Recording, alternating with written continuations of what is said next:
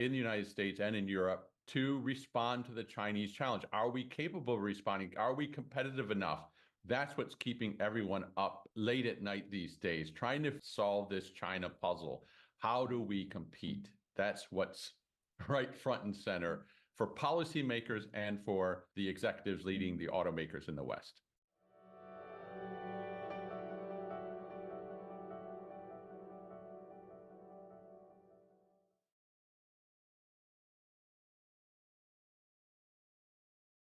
My name is Meg Rithmeyer. I am the James Robeson Professor at Harvard Business School, where I focus on China's political economy. And on behalf of the National Committee on U.S.-China Relations, I am delighted today to be speaking with Jorge Guajardo, partner at Denton's Global Advisor Group and former ambassador to China from Mexico, as well as Michael Dunn, CEO of Dunn Insights, a specialist on electric vehicles and automobiles, all things for a long, long time, on economic and trade relations between the U.S., China, and Mexico, and how they relate to the global vehicle market.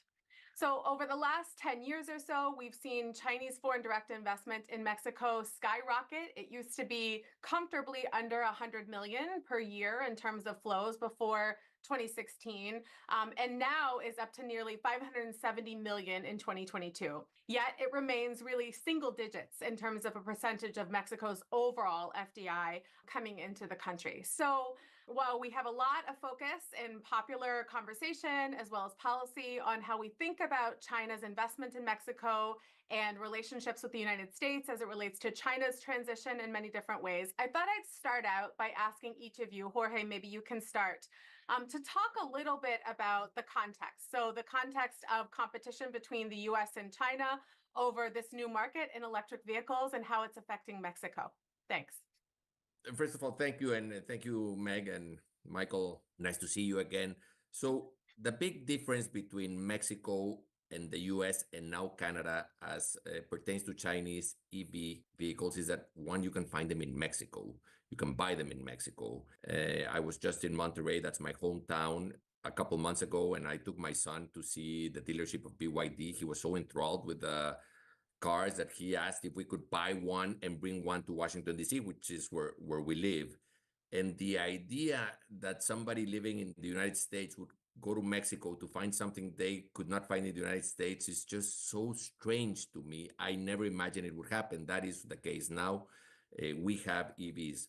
Nevertheless, as Michael knows, and we've discussed before, most of the Chinese vehicles exported to Mexico, which has become the second exporting destination for Chinese vehicles, are internal combustion engine. In fact, 95% of them are, and more than 50% are General Motors, a little more are Ford. So even though there's a big story about Chinese cars in Mexico, I would say it's mostly internal combustion engine cars and mostly US branded cars that are simply manufactured in China because they have huge overcapacity that they're now directing to foreign markets, Mexico among them. Michael, how does it look from you, just in terms of the overall context and how we should be thinking about vehicles, China, Mexico, and the United States? Let's take it from the Chinese perspective. There is massive overcapacity. China has enough capacity to supply half the world's demand for vehicles on an annual basis. We've never seen anything like this. At home, there's price wars. No one's making much money, and everyone's in a hurry to find global markets as a release valve and profits. Maybe we can make money overseas.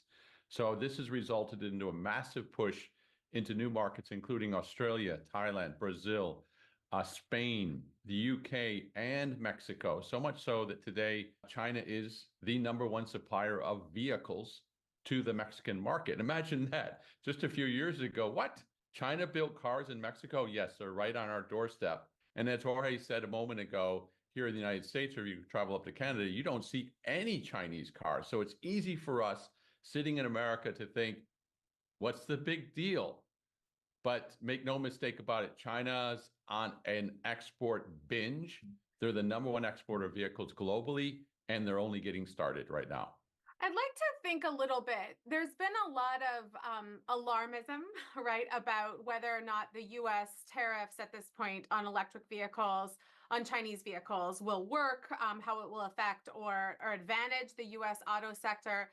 And a lot of people are looking at what is now, a flood of exports, as you're both describing, into the Mexican market, as well as a flood of FDI, right, to export ideally, to outside of Mexico, as well as for Mexican consumers inside the Mexico market, as Jorge was explaining. But a lot of that on trade diversion, trade distortion, or Chinese firms trying to evade U.S. rules about getting their vehicles into the United States, in particular, this particular market. And so I'd love to know what you both think about how that might evolve. So are tariffs going to work? Is the United States going to be able to compete in these sectors? And how does Mexico fit in with that? Michael, maybe we'll start with you. Exports, in terms of tariffs, the United States has put in place, and more recently, just last week, Canada joined, is half the equation. Yes, we definitely need time to regroup, reset, and meet this new challenge coming out of China. So yes, let's have tariffs in place. Without them, as Elon Musk has said, Chinese automakers will more or less demolish every other automaker in the world. So yes, part A, complete, check. The worry is, what are we now doing as manufacturers in the United States and in Europe to respond to the Chinese challenge? Are we capable of responding? Are we competitive enough? That's what's keeping everyone up late at night these days, trying to solve this China puzzle. How do we compete? That's what's right front and center for policymakers and for the executives leading the automakers in the West. With regards to tariffs, Meg, I think it's crazy that Mexico has not imposed steeper tariffs on Chinese imports. I mean, the auto industry is one of Mexico's biggest, if not the biggest employer. Mexico is the third largest exporter of cars in the world. It's one of our major industries. And to just leave the market open, again, especially to internal combustion engine cars, I find it crazy. Nevertheless, here we are. Ideally, I think we would bear the same tariffs that the US and Canada has in Mexico to just act as a trading bloc. Having said that, I do not think that Chinese cars are entering the United States through Mexico. It simply doesn't work. And again, we're talking about EVs here. That's what mostly concerns, I think, US manufacturers. You cannot buy a BYD in Mexico, bring it to the US, register it. Where do you service it? Does it? So, I mean, it sounds easy. In practice, it's really not as easy. So I don't think China is using Mexico to send cars to the United States. Nevertheless, it is sending a lot of cars to Mexico. I think it's crazy that Mexico would not increase tariffs, hopefully soon. Why do you think Mexico doesn't have those tariffs in place as a member of USMCA? And do you see them coming just around the corner now? So bottom line, the reason I think Mexico does not have these tariffs in place is because unlike the US, the European Union, and Canada, you'd be surprised that most developing countries don't have the human resources within their governments to monitor these type of issues. In the US, you have think tanks, you have academia, you have a huge bureaucracy that's just looking at this issue. You don't have that in Mexico. You don't have people following Chinese industrial policy over capacity trends. And all of a sudden, so it goes, I believe it was in 2021 that they had 3% of the Mexican market. In 2024, it's 20%. They come at you fast, and they come at you not only in cars, but in most every single manufactured good, construction goods, petrochemicals, cement, glass, synthetic textiles. Cars are just one of them, and maybe there hasn't been as strong a lobby within Mexico to block them. In the meantime, they start growing and they start creating a user base that now is a constituency for continuing because they want their cars being serviced by the dealerships, etc. So before you know it, they grow and they create an interest group that becomes their lobbyist. So that's where we are in Mexico.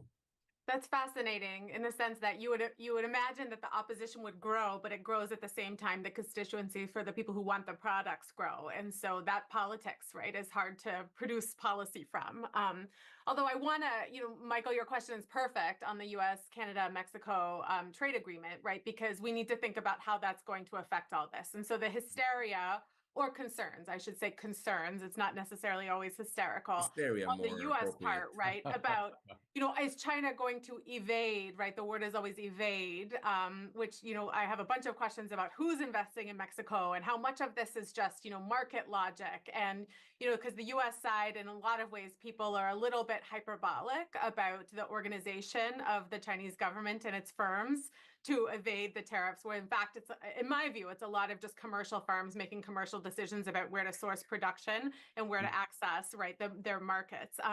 But in that sense, how does the US, Canada, Mexico trade agreement affect the landscape of the auto sector as we're seeing it shift in the direction of both EVs and globalized production coming from China?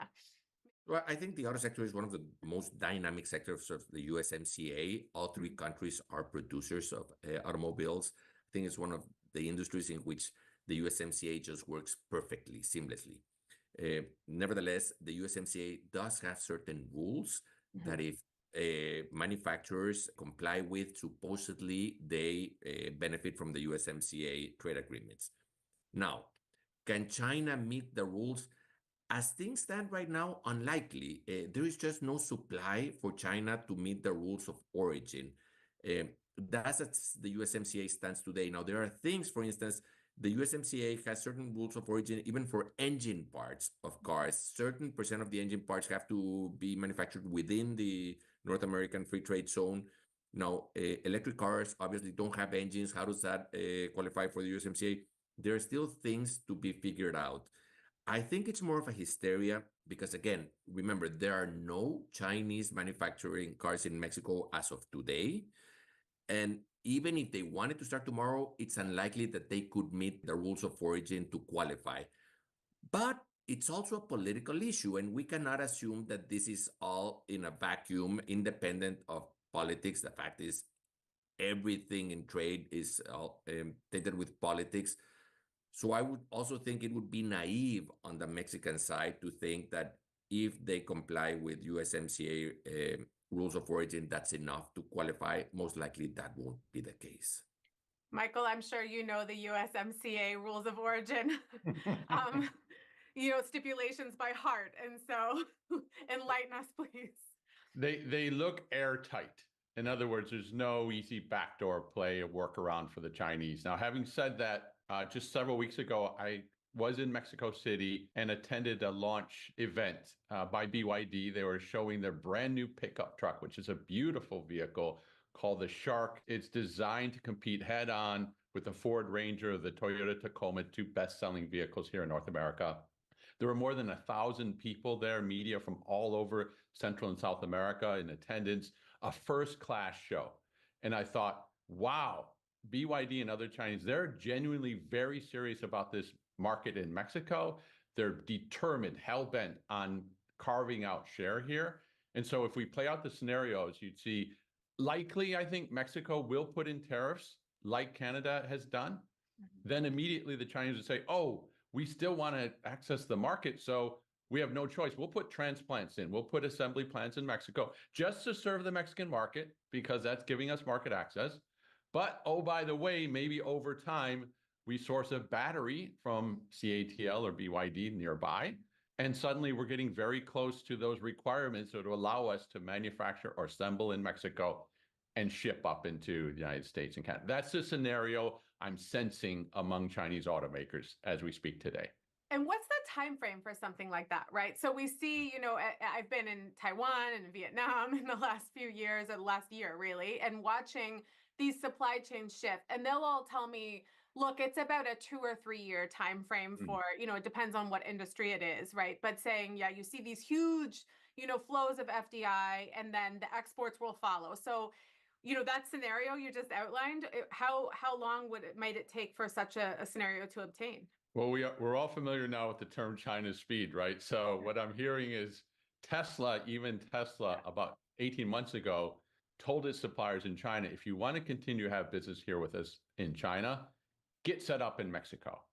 Now, subsequent to that, Tesla's cooled on its own manufacturing plans for Mexico, but I can easily see BYD or other Chinese automakers telling their suppliers, get over to Mexico, and those suppliers move very quickly to set up plants. So what time frame? Within the next 2 to 3 years. A lot of them are talking about, let's wait until the election, see what happens on the other side of the election, dust settles, then we make our next move. along those lines, I'm really skeptical about this idea that Chinese car manufacturers are going to set up shop in Mexico. And I know BYD has been making a lot of noise about announcing an investment in the last part of the year, which we're already in the last part of the year. And Stella Lee, who's their representative for the Americas, keeps saying like, well, we're in the final phase of selecting a state where we will invest. It just doesn't add up to me. So they're talking about a $600 million investment for a facility that would employ 10,000 people. Now, if you look at Tesla's announced investment in Monterrey, which, as Michael says, they have since cooled down, they were talking about a $3.5 billion investment for a facility that would employ just about the same number of people as BYD is announcing. Now, a $600 million investment sounds either one as a CKD facility, yes, or two, maybe a battery. Because again, if you're talking about entering the free trade zone of the USMCA, 50% of the value of a car is the battery. Right now, there are no batteries available for them to use and meet these criteria for rules of origin. So you can just, and second, the fact that they would be just targeting the Mexican market, that makes no sense. Mexico has no infrastructure for EVs. You don't have a market there the way you would have in other countries. So the idea that they would manufacture in Mexico for the Mexican market, I mean, they could. I just don't see the logic behind that, especially with the overcapacity they have in China, which they are increasing. They're buying ships more than investing in factories. Right now, they can already access the market as they are. So I am skeptical about that idea that they will soon be announcing a huge investment in Mexico, but I don't know. We'll soon find out. The formula you just put forth, maybe it's a battery factory. Maybe initially it's just final assembly plus a battery factory. And then gets very interesting in a hurry in terms of their ability to make that as a base for export up into the United States and Canada. But even if it were just a battery factory, you would, again, the components of the battery, the lithium, the cathodes, you can find them in Mexico. Again, so how do you meet rules of origin? Never mind whether the U.S. would then regulate and say that Chinese cars are seen as intelligence vehicles that would be banned by on other grounds. So, and I would add to that, I don't think the Mexican government is very keen at this point to see them set up shop in Mexico for the same reasons that we know we're coming up to the USMCA review process and we don't want this baggage. So even to just set up shop, you do need the help of the federal government on visas for your workers, on just setting a fiscal land use. If the federal government is not incentivized to welcome you, I don't see how they go about it. And I don't see how the Chinese government, which they also have a say, gives a green light if they think they could end up having pie in their face because they end up being blocked, or it's something that makes the Chinese lose face. What would it take, Michael, for your scenario to obtain in that way in terms of, I mean, I was going to ask this set of questions about, U.S. policy responses, because if we do see, an actual effective shift of production to Mexico in such a way that they could meet the complicated rules of origin, then it's not as if there's no policy response possible from the U.S. government, right? And so, but what would it take, right? So, Jorge is really skeptical that it could happen. What would it take to make that happen? I mean, in terms of the supply chain for batteries, all of that. He's right. The supply chains just simply are not there today for batteries. North America, open up the cupboard, you're looking, there's empty. Where are our supply chains? So there are seeds being planted in Brazil and in Chile, and you can kind of see a scenario where China's strategy is to enter from the south. That makes a lot of sense. But in DC, of course, we have, as Jorge mentioned just a moment ago, we have that extra ace in the hole, and currently that's software. So you've met all the requirements in terms of manufacturing and content. By the way, we don't like your software. If your cars come across the border with the software, they're not welcome. Can I ask a question about that software? Because, the Biden administration has announced this review into electric vehicles and for national security concerns, right? The idea that it's collecting data on Americans and that data could possibly be used. I mean, my joke about that is always, what does someone's commute in suburban Atlanta, where I'm from, matter in terms of national security? So I would love an expert opinion on whether those, that national security concern seems valid to you and in what ways. First of all, I don't think it's based on anything other than hunches, but hunches mean a lot in this political atmosphere. So we saw it, they did it with the cranes in ports, Yeah, but not the with ABB drones. concerns. Yeah, I know very well, right? But not in drones. Right. I would imagine that drones would be more of a platform if you were into the spying. Now, it turns out apparently the drones are airtight, or so they claim that they cannot send information. Cars obviously are two-way platforms, communication platforms, so conceivably that would be easier. Now, if China is allowing Tesla to operate within China, I would assume there's a way to make sure that it's airtight, but I don't think there's a willingness to find a way in the United States, and that's all you need to worry about. If there is nobody interested, why even worry if it's true or not? It just won't happen. That's how I see it from Washington. Yeah. Well, and as you know, you can drive a Tesla in China, but you can't drive it into the Ministry of Foreign Affairs. So there are certain places where Western technology and software are off limits. But Michael, is it a legitimate security concern in your view, or is it again maybe a hunch but a good one? Not so much with regards to privacy, individual privacy, as you mentioned, your commute around Atlanta, but definitely there's the wherewithal, the capacity to cause havoc instantly, remotely with through software access. So that's less surveillance and more choke point kind of. That's right. That's right. And it wouldn't take much, cause a series of accidents in major cities instantly. Do you remember several months ago where the ship, was it in Baltimore, outside Baltimore? Yeah. I'm still not sure exactly the cause. Yeah. What happened there? Yeah. Why did that happen? So that was just a ship. That was a ship hitting a bridge. Imagine having major intersections in New York, LA, Chicago, at the same Atlanta.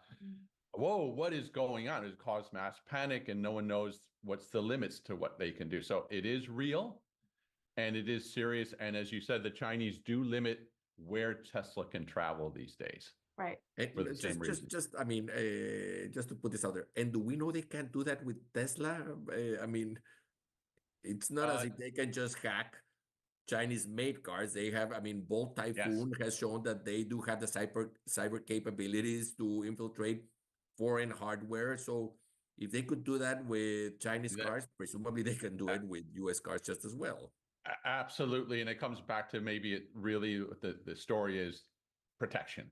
We just don't want your cars in our country. Fair enough. Okay, and here's our reason. And try to beat this one. Yeah. In terms of protection, and I agree with that, I tend to be very protectionist when it comes to Chinese exporting their overcapacity. But here's the one thing that I keep coming back to.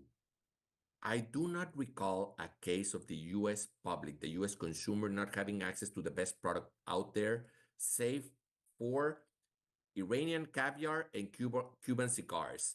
Those are the two items I can think of that the US consumer does not have access to readily, that they are better.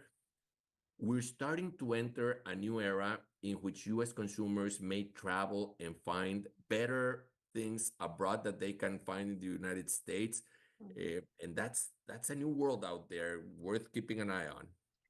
Well, and Michael set us up nicely, I think, at the very beginning of the discussion. And he said that tariffs are only half of the equation, is what I heard him say. And so when we think about both, how important the auto sector is to both Mexico and the United States. I mean, huge employment, huge political power, right?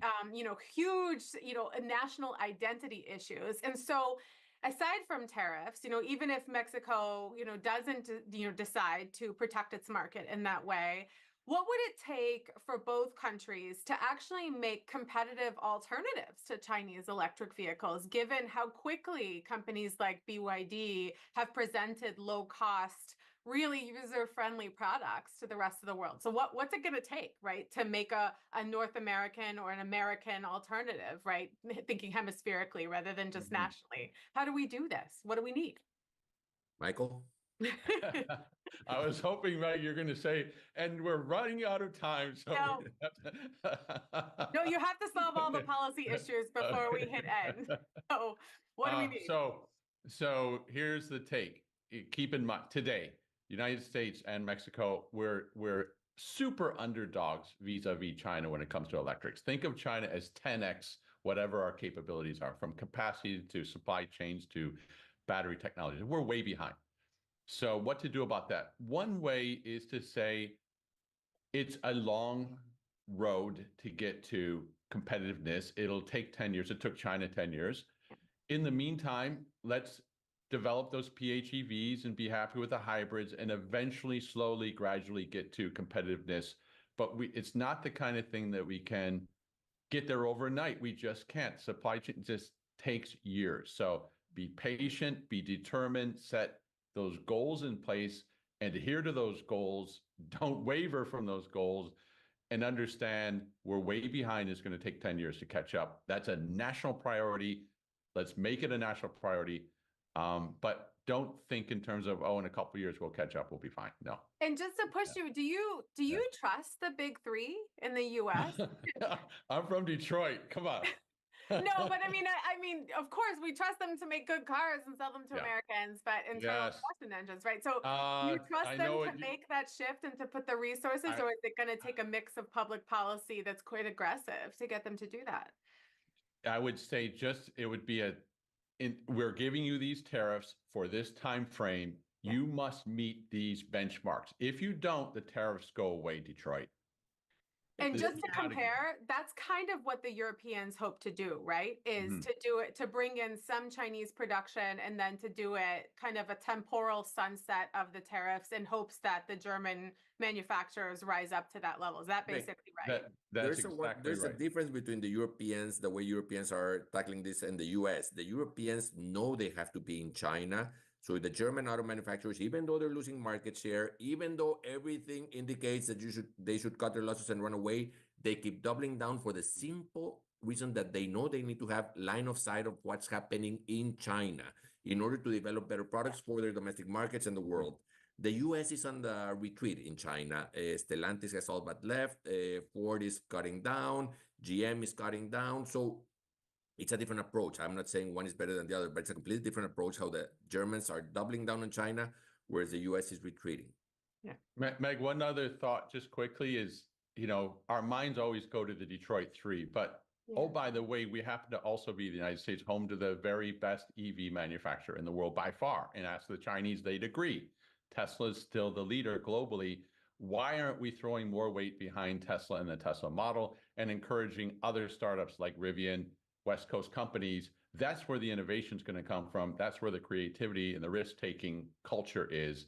Hard for Detroit to get out from under 100 years of building gasoline-powered SUVs and trucks and going, oh yeah, we're going to shift to electrics where we make no money. Yeah, a tiny kind of electric car is not really what Detroit does well yet, but don't count them out. But yeah, a different model of innovation, a bit more diverse of a field. And exactly. And Jorge, I love your thoughts about the Europeans. I just finished some survey work with American businesses, and what they're saying is half of them are saying the things I've heard from both of you two in the last half hour, which is, many of our competitors are in China. We need to be in China so we know what our competitors are doing. We don't want to be blindsided in Thailand or in Brazil by, our Chinese competitors. But they're also saying their number one concern is network security, right? That they're worried about China as a source of network insecurity, hacking, things like that, rather than just competition or other things. And so it's a mix of some of these things.